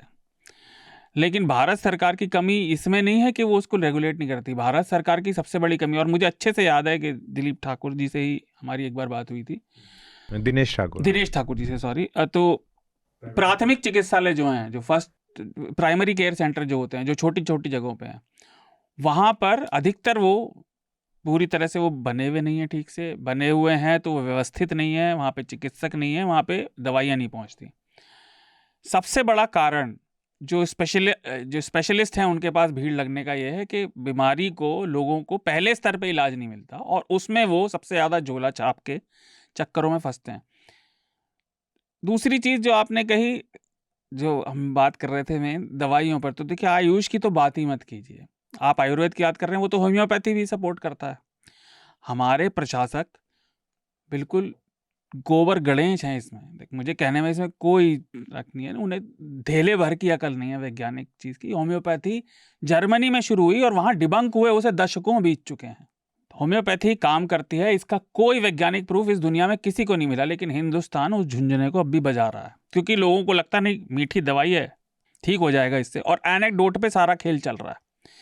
ये बात मेडिकल फील्ड के तो लोग कहते हैं बहुत ज़्यादा कही गई, लेकिन उसका विरोध जिस तरह से हिंदुस्तान में होता है और सरकारी स्तर पर भी वैसा कहीं नहीं होता। तो आयुर्वेद का तो फिर नंबर बाद में आएगा, क्योंकि उसके साथ तो सांस्कृतिक टैग भी जुड़ा हुआ है। एलोपैथी की लोग बात करते हैं, एलोपैथी भी उसे कहा जाना बंद हो गया। एलोपैथी वो पहले कही जाती थी, वो आर्केइक टर्म है, वो अब मेडिकल साइंस से निकल चुकी है। इसे मॉडर्न मेडिसिन कहते हैं। प्राइस गाउजिंग होती है दवाइयों में, जो महंगापन है दवाइयों का, या फिर रिसर्च के नाम पे प्राइवेट कंपनियां कई बार बहुत ज़्यादा वैक्सीन्स का, जैसे आपने बात की, चार्ज करती है। ये बात ठीक है कि उसमें चक्कर है, लेकिन आपको याद रखना चाहिए भारत की सरकार और कोर्ट तो इस मामले में दुनिया के कोर्ट से कहीं ज़्यादा बेहतर परफॉर्म करते रहे हैं। हमारे यहाँ दवाइयों में मिलावट की दिक्कत भी आई है, लेकिन इसका मतलब ये नहीं कि आप सभी चीज़ों को डिस्कार्ड कर देंगे जो विज्ञान में प्रूव होती आई हैं लगातार। लेकिन हमारी सरकार, आप देखिए, आयुष में छोड़ दिए उसको, यूनानी को बढ़ा रही है, सिद्ध को बढ़ा रही है। मैं तो जानता भी नहीं सिद्ध औषधि कौन सी होती है। ये 7 तरीके को प्रमोट करते हैं ना, उन 7 में से एक सिद्ध है। मुझे पता भी नहीं सिद्ध क्या है, सिद्ध औषधि कौन सी होती है। लेकिन आपको कुछ चीज़ें बिल्कुल ठोस वैज्ञानिक स्तर पर ही बढ़ानी चाहिए, जो देश और मैं तो लगातार कहते भी रहते हैं अलग अलग विषयों पे। पर हमारी सरकार और नेता और कई मामलों में जनता भी इससे बिल्कुल छूना नहीं चाहती उसको, तो ये अलग परेशानी है। आप कुछ कह रहे थे हृदय? नहीं, मैं यही बात पब्लिक हेल्थ की बारे में बात कर रहा था, और ये बात कर रहा था कि एलोपैथी का नुकसान, जो मॉडर्न मेडिसिन जिसको आपने कहा, उसका नुकसान है या फायदा है, इट इज ऑन रिकॉर्ड ना। हाँ। आयुर्वेदा में आप आज कुछ कह रहे हो, कल कुछ कह रहे हो, और परसों कुछ कह रहे हो, तो ये एक बड़ी, या और भी दूसरी यूनानी या आयुष मंत्रालय की, उसमें सिद्ध कौन सी है मुझे तो पता भी नहीं। हाँ, तो ये एक बड़ी समस्या है, और इसमें इसको कोई ऐसा मुद्दा बनाना, इमोशनल मुद्दा बनाने वाली बात ही नहीं, आपके स्वास्थ्य से जुड़ा हुआ मुद्दा है, राइट। अगर उसमें कोई मिलावट है की बात आ रही है तो उसकी जांच होकर पता चलना चाहिए। भारत सरकार अभी एक कानून लाने वाली थी कि आपने होम्योपैथी की अगर एमबीबीएस के इक्विवेलेंट वो बैचलर करी हुई है तो 1 साल की ट्रेनिंग से फिर आप ये मॉडर्न मेडिसिन प्रिस्क्राइब करने लगे। तो इसके खिलाफ डॉक्टर काफी खड़े हो गए थे कि भाई आप ऐसा कैसे कर सकते हैं, उन्होंने वो पढ़ाई करी नहीं है। और एक लाइन में ये भी बोलना चाहता हूँ कि ये कहने का मतलब, कई लोग कहते हैं, आजकल सोशल मीडिया का ज़माना है, और मैं बार बार इस बात को कॉन्शियस रहता हूँ, ये आता है सोशल मीडिया में कि ये तो प्राइवेट हॉस्पिटल्स के दलाल हैं या उनके लिए कर रहे हैं। तो प्राइवेट हॉस्पिटल्स की बुराइयों के खिलाफ सबसे ज़्यादा बोलने वाले लोग भी वही हैं जो ये कह रहे हैं कि आयुर्वेदा और यूनानी और आयुष मंत्रालय को should come clean on these things, because medical sector पूरा जो है ना पब्लिक हेल्थ से जुड़ा हुआ है, और एक सरोकारी मुद्दा है, गरीब आदमी से लेके अमीर आदमी तक हर जगह। आप लोगों को इसमें कुछ और जोड़ना हो तो जी। मेरे ख्याल से जो पैरेलल सिस्टम्स हैं मेडिसिन के, वो आयुर्वेद हो, यूनानी हो, उसको प्रमोट करने में कोई दिक्कत नहीं है अगर उसका जो पैटर्न है उसको सही ढंग से रखा जाए जी। क्योंकि पॉसिबिलिटीज़ क्लोज करना, संभावनाओं को ख़त्म करना, ये भी अनसाइंटिफिक है कि आप ओपन नहीं हैं डिफरेंट पॉसिबिलिटीज़ को, और वो भी एक ऑर्थोडॉक्सी ऑफ साइंस आ जाती है उसमें। तो वो नहीं, क्योंकि एक लेवल पे जो है ना, एक साइंस भी क्लोज सिस्टम हो जाता है अगर आप पॉसिबिलिटीज़ के लिए खुले नहीं हैं। तो वो है, जैसे कि मेरे ख्याल से जो बहुत निरक्षर आदमी भी है, और वो भी इमरजेंसी में जो है और आपातकाल में वो आयुर्वेद के पास नहीं जाता है। वो भी जानता है कि जो है हर्ब्स हैं, नेचुरल हर्ब्स हैं, वो केयर करेंगे कुछ लॉन्ग टर्म चीज़ें। और जैसे ये जो जिसका ये प्रचार भी कर रहे हैं कि ये क्योर कर देगा, उसमें से कौन सी ऐसी बीमारी है जो इमीडिएट अटेंशन चाहती है और उसका ये प्रचार कर रहे हैं? Liver cirrhosis. तो वो उसमें बीपी है, ये थायराइड वगैरह सब लॉन्ग टर्म, और ज़्यादातर उसमें जो है कुछ ऑटो इम्यून डिजीजेस का भी करते हैं। जी, बताइए। ऑटो इम्यून डिजीज को कोई हर्ब ठीक नहीं कर सकती, जिसको केयर नहीं किया जा सकता। तो मेरे ख्याल से आयुर्वेद का सही स्वरूप ये रखते 2005 के आसपास, जब एक टेलीजेनिक फेस के तौर पे ये टेलीविज़न चैनलों से, आस्था वगैरह से पॉपुलर हुए थे, उसके आयुर्वेद के लिमिट्स, क्योंकि हर्ब्स हैं, कुछ उसमें नेचुरल प्रॉपर्टीज़ होंगी, कुछ हो सकता है लाभदायक हों, कुछ चीज़ें जो हैं वो तो एलोपैथी डॉक्टर जो इंग्लिश मेडिसिन का, वो भी आयुर्वेद का प्रेस्क्राइब कर देते हैं कि ये, जैसे कि पाचन वगैरह में, जैसे पुदीन हरा वगैरह। नहीं, मेरे कहने का मतलब जो unscientific claim by any system, तो मैं कह रहा हूं अगर मेरे ख्याल से कि रामदेव जी की सबसे बड़ी कमी रही है जो है कि एक साधे सब सधे, सब साधे सब जाए जी। वो सभी चीज़ों में बोलने लगे। वो दार्शनिक भी वही हैं, मार्केटिंग गुरु भी वही हैं, एफएमसीजी के भी जो हैं वो भी हेड वही हैं। तो वो अब सभी चीज़ साधने लगे कि हम ये भी हैं, वो भी हैं, वो भी हैं। अरे तो आप एक जो है एक चिकित्सा व्यवस्था है जिसकी सीमाएं हैं, अगर आप वहाँ तक सीमित रखते और इसको लोकप्रिय करते तो उनका जो लेगेसी है ज़्यादा जो है कंस्ट्रक्टिव रहता है। Very right. देखिए, मैं केवल अंत में एक बात कहूँगा, हमने तो 2-3 पार्ट सीरीज भी करी थी, माफ़ कीजिए, लाला रामदेव नहीं, बाबा रामदेव के ऊपर, उनके जो धांधली है ज़मीन को लेकर, और उन्होंने तो कहा है कि आप मेरी दवा खा के आपकी आर्टरियाँ भी साफ़ हो जाएंगी, जो डॉक्टर भी नहीं कर सकते। तो उनके दावों की तो खैर सीमा ही नहीं। हम अपने अंतिम विषय की तरफ बढ़े उससे पहले एक लेटर है, वो पिछले हफ्ते का था, उसको हम पढ़ लेते हैं। पिछले हफ्ते रह गया था, मैं माफ़ी चाहता हूँ। ये सोम शुभ्रो चौधरी ने भेजा है। वो कहते हैं, नमस्कार, मैं एनएल ऐप के बारे में पूछना चाहता था। कुछ दिनों से कुछ दिक्कत आ रही है। चित्रांशु का ईमेल आया था कि रविवार तक ठीक हो जाएगा, पर आज सोमवार को भी थोड़ी दिक्कत आ रही है। एक सवाल था, काफ़ी दिनों से सुन रहा हूँ पंजाब और हरियाणा में भी पानी का स्तर काफ़ी नीचे गिर गया है। यह इस वजह से भी है क्योंकि ऐसी फसल उगती है जो बहुत पानी चाहती है। इसका कोई इलाज है जो वास्तव में हो सके? हम सुनते हैं कि धान की फसल की जगह कुछ और उगना चाहिए। किसी और राज्य ने यह अब तक लागू किया है, ये मैंने नहीं सुना। तो क्या हम पानी के खत्म होने का इंतज़ार कर रहे हैं? और दूसरा, वो कहते हैं अभिनंदन की मजबूत कोशिश अंग्रेज़ी नहीं बोलकर हिंदी बोलना बहुत मज़ेदार लगती है। मुझे भी कुछ ऐसी ही दिक्कत है। कमाल है कि कुछ भला बुरा या असंसदीय बोलने में हिंदी फटाक से आ जाती है, पर बहस या चर्चा में मेहनत लगती है। हिंदी और पढ़ना चाहिए मुझे। एक किताब की अनुशंसा करना चाहता हूँ, पैगी मोहन की wanderers, Kings, merchants, the story of India through it's languages. आपका शुभ दिन तक शोम। शोम, आपके पत्र के लिए धन्यवाद। और ये बात सही है, चर्चा में पहले भी कई बार ये मुद्दा उठा है, लाइक वाटर इंटेंसिव क्रॉप्स का, पानी का। और देखिए वो भाषा सारी अच्छी होती है जो आप बोलना चाहें, पर हाँ उसे हंसी तो आती है अभिनंदन को हिंदी बोलने की प्रयास करते हुए। जब चर्चा शुरू हुई थी उसके पहले एपिसोड में मैं था, तो उस शुरुआती जो 1-2 साल है उसमें कंप्लेन ये आता था कि बहुत क्लिष्ट हिंदी बोली जा रही है। अच्छा, तो आपके द्वारा या पूरे पैनल द्वारा? हाँ, पैनल द्वारा। तो मैंने कई अंग्रेजी शब्दों का उपयोग शुरू कर दिया है चर्चा में। मैं भी बचता था पहले अंग्रेजी शब्दों से, लेकिन अब दूसरे तरह का कंप्लेन है कि अंग्रेजी शब्द बोला जा रहा है। शिकायतें कभी खत्म नहीं होती। मैं तो पॉडकास्ट में बोलचाल की भाषा बोलता हूँ, जैसे हम आपस में बात करते हैं जी। लेकिन एक बात अभी पानी की खत्म होने की, पानी की बात कर रहा था ना, मतलब आपको हम सबको पता ही है, कुछ दर्शकों के, पानी जो है वो सबसे ज्यादा एक्सट्रैक्टेड रिसोर्स है धरती में, इससे ज्यादा किसी का। उसके बाद कौन है नंबर 2? नंबर 2 सबसे ज्यादा एक्सट्रैक्टेड रिसोर्स है ये रेत जो है, बालू। अच्छा, sand, right. But sand is important क्योंकि सैंड में बहुत वाटर होता है और बहुत सारी एक्वेटिक लाइफ और जो है उसमें है, जलीय जीवन उसमें है। तो दोनों 1 और 2 दोनों मिला के उसमें पानी है और वो खत्म हो रहा है। तो ये सिर्फ ये दिखाता है कि हम कितना अनसस्टेनेबल एक्सप्लॉयटेशन कर रहे हैं रिसोर्सेज। पर देखिए पानी वाली दिक्कत सब जगह है, पर ये बात सही है कि इस पे भी कुछ रिपोर्टिंग होनी चाहिए क्योंकि मुझे याद है तब मैं न्यूज़ लॉन्ड्री का बस सब्सक्राइबर हुआ करता था, पर मैंने एक रिपोर्ट पढ़ी थी कि अब नहीं है, मैं तो अब भी हूँ। नहीं, मैं अभी भी हूँ भैया, पर अब मैं काम कर रहा हूँ यहाँ पे। पहले सिर्फ सब्सक्राइबर था। बट मेरा पॉइंट ये है कि उत्तर प्रदेश में जल स्तर इतना नीचे चला गया था कि वो कह रहे थे अगले 20 साल में ये बिल्कुल बंजर हो जाएगी सारी ज़मीन, जो गंगा का तटीय इलाका जो फसलों के लिए मशहूर है। धन्यवाद शुम। हम अंतिम विषय की बात करते हैं, राज्यसभा चुनाव और विपक्षी दलों के कलाबाजियां और भाजपा क्या कर रही है। तो देखिए राजनीति चल रही है, इसमें नोट्स को क्या ही देखना।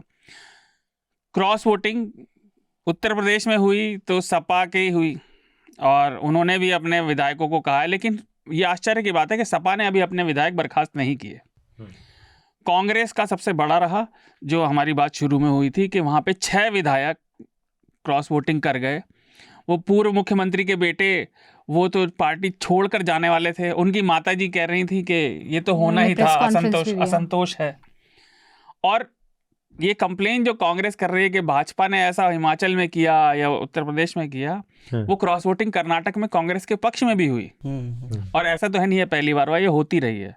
तो सबकी मैं टिप्पणी चाहूंगा कि ये राजनीतिक कलाबाजी या परिप्रेक्ष्य या संदर्भ में बदल जाती है। मैं इसमें एक बात कहूँ आपको कि कांग्रेस इतनी इस निकम्मी पार्टी इसमें साबित हुई है राइट। और ये इसलिए कह रहा हूँ कि जब आपके पास 40 विधायक और 3 विधायक जो आपकी सरकार को समर्थन दे रहे हैं और दूसरी का 25 हैं, जिस दिन उन्होंने अपने कैंडिडेट को खड़ा किया उस दिन इनको ये समझ में नहीं आया कि दूसरा कैंडिडेट क्यों खड़ा कर रहे हैं, जबकि इतना बड़ा 18 लोगों का गैप है यहाँ पर, 18 वोट का। उसी समय क्लियर हो जाना चाहिए था कि कुछ ऐसा होने जा रहा है। कौन पार्टी है बताइए जहां पर, जैसे आपने खुद कहा कि 55 कैंडिडेट पे कोई वोटिंग ही नहीं हुई उनके लिए, 51 तो निर्विरोध चुने गए। तो जब आपके पास 40 से ज्यादा का समर्थन है और दूसरी विपक्षी पार्टी का 25 है और विपक्षी पार्टी ने कैंडिडेट दिया है, तो इसका मतलब नहीं कुछ तो क्या उनका मतलब क्रॉस वोटिंग करानी है, उनकी बात हो गई है, वो जुगाड़ में लगे हुए बैठे हुए। और जो है अभिषेक मनु सिंघवी जी, उस अपनी जो बिल्कुल हम क्लिष्ट हिंदी की बात कर रहे हैं उसमें वो बधाई दे रहे हैं विपक्षी जो उम्मीदवार हैं उनको, हर्षवर्धन महाजन आई थिंक। इससे और उसके बाद जो ये लगता है पॉलिटिकली इट इज सो मतलब पैथेटिक, आपने उसके बाद उनको निकाल दिया। मतलब इसके बाद अभी पॉलिटिक्स क्या कहती है, politics is art of possible, bring the people to your side. नुकसान तो हो गया उसके तुम्हारा, अब निकाल के क्या कर रहे हो, अब तो आगे वाले दिनों को भी ये कठिन तो मतलब ये है। और इसीलिए है कि आप मतलब यू कैन, इसमें कोई गलत बात नहीं है, पर आप ऑक्सफोर्ड और हार्वर्ड में भाषण दे सकते हैं, लेकिन पॉलिटिक्स 24/7 गेम है, और वो सिर्फ ये पदयात्रा नहीं है, इसमें कोई नेगेटिव उनके प्रति वो नहीं है, जो कर रहे हैं वो हर किसी को अपना अधिकार है, लेकिन politics is art of possible. वहाँ अपनी तरफ जो बंदूकें हैं उनको भी मोड़ के दूसरी की तरफ करना होता है और ये एक इसीलिए आज जो मैं पहले भी कह चुका हूँ बात, जो कर्नाटक के मुख्यमंत्री की ये सबसे बड़ी पॉलिटिकल अचीवमेंट है कि वो अपनी जिंदगी का एक बहुत बड़ा हिस्सा कांग्रेस विरोधी राजनीति करने के बाद कांग्रेस की सरकार के मुख्यमंत्री सिद्धरमैया, और तेलंगाना में वो एबीवीपी से होने के बाद भी ये पॉलिटिक्स है। No, you gain power. You just can't, हर समय आप सिर्फ बात करके और बदलाव की बात नहीं करते। बदलाव वो लाता है जिसके पास ताकत होती है, जिसके पास पॉलिसी पे कंट्रोल होता है। एक चीज जिससे बाकी दोनों लोग बोले, मुझसे अभी एक गलती हो गई थी, 41 सीटों पर चुनाव नहीं हुए, टोटल सीटें 56 थी, 15 पर चुनाव हुए, 41 पर नहीं। मतलब जो भी नंबर है, ये हृदय का बहुत इंपॉर्टेंट पॉइंट है कि अगर चुनाव वो खड़ा कर रही थी तो उनको समझ जाना चाहिए था कि भाई क्रॉस वोटिंग होने वाली, क्योंकि एनीवे इलेक्शन से पहले कांग्रेस डिवाइडेड था। वो अलग बात है, 7 आके उन्होंने इलेक्शन लड़ा, और इनको पता है भैया, आपने जब मुख्यमंत्री बनाया उनको तो इसलिए बनाया ना कि जो वीरभद्र सिंह का जो वहां दबदबा था उसको आप खत्म करना चाहते थे, क्योंकि 2022 के चुनाव के बारे में कहा जाता था उनकी सहानुभूति पे वीरभद्र सिंह के लिए वोट था, वो जीते, उसके बाद उनके परिवार को नहीं बनाया। तो इनको समझना चाहिए ना, पॉलिटिक्स में ये नहीं होते आज एक कदम लेके छोड़ देते हैं, इट्स गेम ऑफ चेस। अगला गेम वो विरोधी खेलेगा तो उसका मूव क्या होगा ये भी देखना है ना आपको। तो कांग्रेस के अंदर से एक मूव आना था जी। अब मैं लगातार पॉलिटिक्स नहीं करता, मैं भी इतना जान रहा हूँ, उनको तो लगातार पॉलिटिक्स करनी है। नहीं देखिए, अब हर इंच पे जो है भाजपा बहुत ही ड्रिवन पार्टी है, और हर इंच पे, और खासकर राज्यसभा जो एक परमानेंट हाउस है उसमें वो अपने संख्या बल को एक सीट भी बढ़ाना चाह रही है कि अभी शायद राज्यसभा में प्रेजेंट स्ट्रेंथ 240 है, और इन ये लोग 117 पे पहुंच गए हैं, 4 की कमी है, 121 पे इनकी मेजोरिटी हो जाएगी। तो अब राज्यसभा में भी मेजोरिटी हो जाएगी तो बहुत सारे बिल जो अटक जाते हैं उसमें भी भाजपा को आसान हो जाएगा। अब सिर्फ मनी बैंक से पास नहीं करने पड़ेंगे। वो इसलिए एक राज्यसभा सीट पे इनकी नज़र है, तो वो तो रुथलेसनेस है एक वो। और एक और राज्यसभा में क्या है कि राज्यसभा चुनावों में कि जो असेंबली में क्रॉस वोटिंग होती है उसका असेंबली पे असर नहीं होता है रूल्स में, तो उसको मतलब लैक ऑफ मेजॉरिटी नहीं माना जाता है, सेक्रेट बैलेट से होता है। और क्रॉस वोटिंग आप कर दिए दूसरी पार्टियां भी तो उसको असेंबली के स्ट्रेंथ पे, जैसे कि कुछ बिल हैं जो नहीं पास हुए तो उसका एक सीधी मतलब हो जाता है कि मौजूदा सरकार ने बहुमत खो दिया है। लेकिन इसमें क्रॉस वोटिंग राज्यसभा चुनावों में ऐसा नहीं होता है, उसको नहीं माना जाता है कि खो दिया है। तो ये इस टेक्निकलिटी का भी फ़ायदा जो है विधायकों ने विधायकों ने एक शुरू में जो इनमें जो विक्रमादित्य सिंह जिसकी बता रहे थे, प्रतिभा सिंह जो उनकी माता हैं, तो इन लोगों का शुरू में जो असंतुष्ट कांग्रेस के विधायक थे उनका यह तर्क था कि ये जो है बाहर से आए हैं, यहीं के कोई कैंडिडेट क्यों नहीं है। तो डोमिसाइल इशू, अभिषेक मनु सिंह भी बाहर से आए हैं। ये एक बार आप लोग तो ये नहीं, आप लोग थोड़े कम उम्र के हैं कि ये एक बड़ा मुद्दा था इस सदी के शुरू में कि डोमिसाइल इशू। कुलदीप नायर तो सुप्रीम कोर्ट भी गए थे कि सुप्रीम कोर्ट गए थे, और एक बहुत फेमस केस है Kuldeep Nair versus union of India 2006 का, और उसमें सुप्रीम कोर्ट का निर्णय आया था कि नहीं, डोमिसाइल कोई इशू नहीं हो सकता है। उन्होंने फेडरलिज्म वगैरह का भी कि जिनका डोमिसाइल जिस राज्य में हो वो राज्यसभा का कैंडिडेचर उसी में हो, क्योंकि 2003 में एक संशोधन किया गया था रिप्रेजेंटेशन ऑफ पीपल एक्ट में, और उसके अनुसार डोमिसाइल को क्लॉज हटा दिया गया था कि कोई भी राज्यसभा का कहीं से भी चुन के उम्मीदवार बन सकता है। तो वो वो चीज़ें सेटल्ड हो गई हैं, वो चीज़ें सेटल्ड हैं। वो गरे मुर्दे उखाड़ना कि अब डोमिसाइल इशू, अभिषेक मनु सिंह भी यहाँ से आए हैं, बाहरी कैंडिडेट हैं, ये अब ये नैरेटिव ही खत्म हो गया है मेरे ख्याल से। पिछले 2 दशकों में तो ये उठा ही नहीं है। मनमोहन सिंह इतने दिन प्रधानमंत्री बने रहे, असम से बने, और ये बात कही जाती रही जो आनंद कह रहे हैं कि प्रधानमंत्री को तो कम से कम कहना चाहिए था कि मैं दिल्ली से मुझे लाया जाए, लेकिन कोई मुद्दा ही नहीं है। प्रधानमंत्री वाराणसी से हैं। नहीं वो तो आप दो चीजें मिक्स है। हाँ, वो चुन के आ रहे हैं, चुन के आप कहीं से जॉर्ज फर्नांडिस जो है कर्नाटक के होने के बावजूद मुजफ्फरपुर से लड़ते रहे, वो एक अलग इशू है। लेकिन जो बात आनंद कह रहे हैं वो ये कि आप जो है, ये मुद्दा चला था, मुझे अच्छे से याद, में स्टोरी की थी कि आदमी रहने वाला यहाँ का है, झारखंड से आ रहा है, तो उस मुद्दे को सेटल हो गया। ये वो आदमी कहेगा जिसको अपना शेयर नहीं मिला, और राग दरबारी में ना मछली और रोटी की लड़ाई है कि आपको मिला नहीं। इसलिए देखिए, मैं ज़रूर ये कहूँगा कि कांग्रेस के अंदर अनुशासन की कमी हर स्तर पर दिखती है, और दूरदर्शिता की भी। ये दूरदर्शिता की, जैसे आप लोगों ने, मनीषा और आपने जिक्र किया, दोनों कैंडिडेट कौन है? सॉरी नहीं, जो चुन के आए हैं हिमाचल में जी, ये हर्ष महाजन कौन है, या जो यहाँ पर यूपी से क्रॉस वोटिंग करके लाए हैं? रिश्तेदारी पता है। हाँ, नहीं तो मैं ये बता रहा हूँ कि ये बीजेपी जो है उम्मीदवार, वो कहते हैं उम्मीदवार भी आप लाओ अब उसी पार्टी का बात कर। तो ऐसे होता है ना, जब माना कोई सीट खाली करता है, कई बार ऐसा होता है ना, जैसे कि चुनाव हो जाता है, मुख्यमंत्री जो है वो चुनावा नहीं है, तय कर लिया, अब उसको लाना है, तो ऐसा थोड़ी होता है जनरली कि अपनी पार्टी की सीट खाली कराई जाती है, सामने से खाली करवाई जाती है। तो पॉलिटिक्स में इट इज ऑलवेज गेम कि जहां आप सामने वाली पार्टी को तोड़ते हो। आप तो बहुत गूढ़ राजनीतिक जुगाड़ में पहुंच गए। मैं तो ये बात कर रहा हूँ, कांग्रेस तो अपने हित की दूरदर्शिता भी नहीं दिखाती। उन्होंने सीटों का बंटवारा अब किया है, चुनाव से 2 महीने भी नहीं बचे हैं अब। इंडिया अलायंस का, जबकि ये काम खास तौर से गठबंधन के लिए, जब आपका मुकाबला कहीं सशक्त प्रतिद्वंदी से है, पहले हो जाना चाहिए था, जिससे आप ज़्यादा समय बिता सके फील्ड में। अब लोग कह रहे हैं कि मैं राहुल गांधी की बड़ी बुराई करता हूं, पर अब मुझे एक बात बताइए, आप कह रहे हैं कि नहीं, मैं प्रधानमंत्री का कैंडिडेट नहीं हूं, मैं लीडर नहीं हूं, लेकिन पार्टी की सारी रिसोर्सेज आपकी यात्रा पर जा रही हैं, और आप यात्रा बीच में रोक भी दे रहे हैं बार बार। अब वो कैम्ब्रिज चले गए। हाँ, ये मुझे समझ नहीं आया कि बीच में रोक के कैम्ब्रिज क्यों चले गए। बीच में वो माता जी का अपनी नॉमिनेशन भरवाने चले गए। अब ये परिवारवाद सब जगह है, लेकिन कांग्रेस में इतना अनुशासन नहीं है कि उसे रोक सके। आप देखिए, लोकसभा का टिकट वहाँ आम आदमी पार्टी को दिया, तो अहमद पटेल के पुत्र और पुत्री नाराज हो गए हैं कि हमारी लेगेसी है। भैया, तुमने खरीद ली थी क्या ये सीट? मेरे दिमाग में तो पहली चीज अनुशासन के साथ नहीं, एक एंटाइटलमेंट की बात है, और उनको ऐसा लगता है कि हर कोई जो है एंटाइटलमेंट को अनुशासन ही तो रोकता है। हाँ, नहीं वो भी एक है, मतलब ये कि माना कि हमें बनना है, जैसे अभी विक्रमादित्य भी जो कर रहे हैं, वो ये है कि मुझे ही बनना है, ठीक है, और वो, लेकिन ये पार्टी को जो चला रहा है, ये जो कह रहा है कि भले मैं प्रधानमंत्री नहीं बनना चाहता, चलना चाहता, तो मैं सिर्फ अभी बिल्कुल प्योरली खालिस सियासी बात कर रहा हूँ। ये उसका काम है ना, कि मतलब पॉलिटिक्स बहुत ही एक बड़े नेता ने कहा था मुझसे, और क्योंकि ये बात इनफॉर्मली गई थी, उन्होंने कहा कि पॉलिटिशियन उस गंदे जानवर की तरह है जो दिन रात कीचड़ से खेलता है, राइट, और उसमें उसको मजा आता है। बिल्कुल है, दैट्स हाउ यू पॉलिटिक्स। ये काम नहीं है कि मतलब you have to be a hog basically.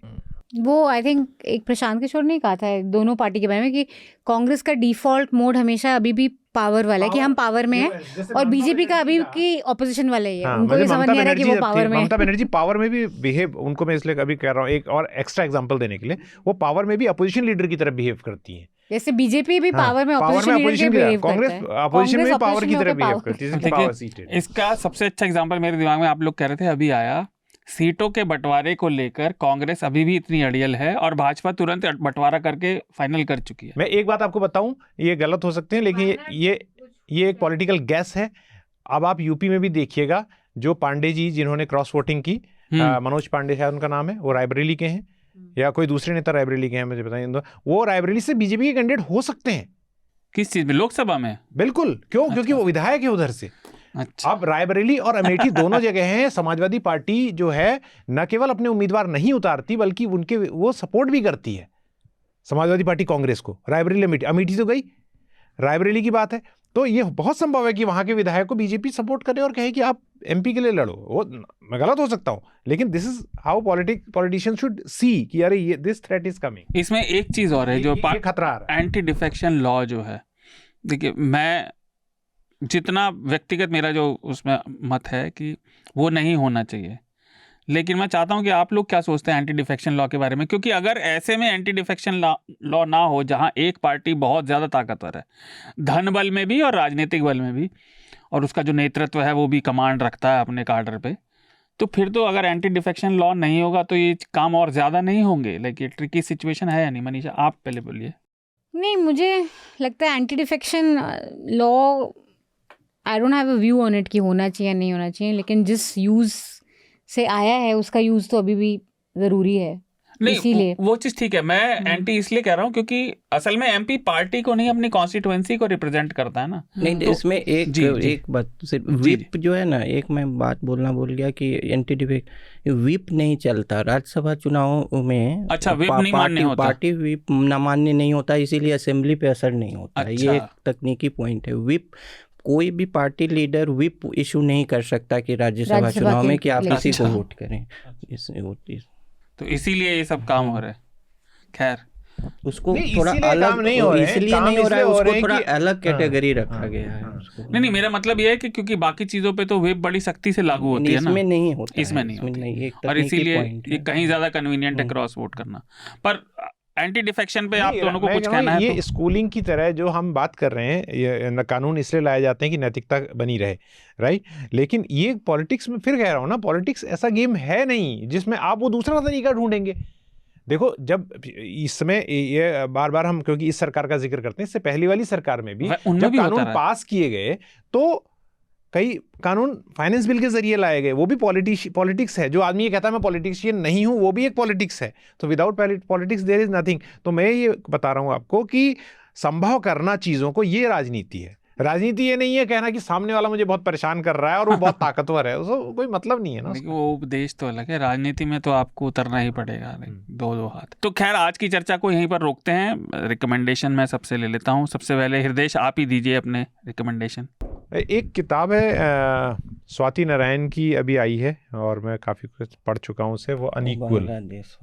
हाँ, तो वो मैं रिकमेंड कर रहा हूँ। इनइक्वालिटी और भारत के राज्यों, दक्षिण एशिया के पूरे उसमें, भारत के पड़ोसी देशों के को साथ में रखते हुए। सो इट्स ए बुक, ज़्यादातर डेटा ड्रिवन राइटिंग है, तो वो आप पढ़ सकते हैं। और बाकी आपकी आनंद, आपकी रिकमेंडेशन?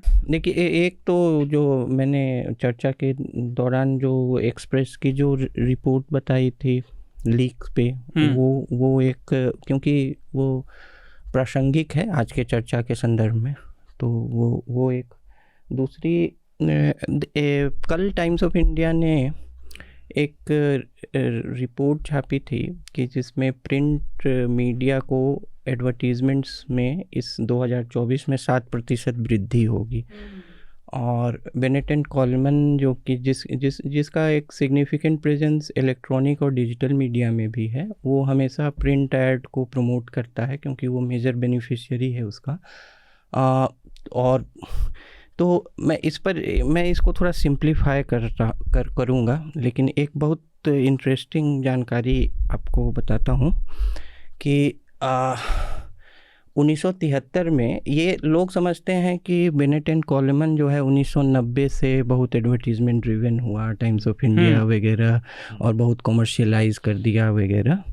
लेकिन 1973 में इनकी लड़ाई एडवर्टीजमेंट को लेकर दूसरी थी और उसको सुप्रीम कोर्ट ने भी माना। इन्होंने कहा था कि जो एडवर्टाइज़ करना जो है, टू एडवर्टाइज करना, ये सर्कुलेट करने का राइट है, और सर्कुलेट करने का राइट है वो right to freedom of speech and expression है 19(1)(a) के तहत।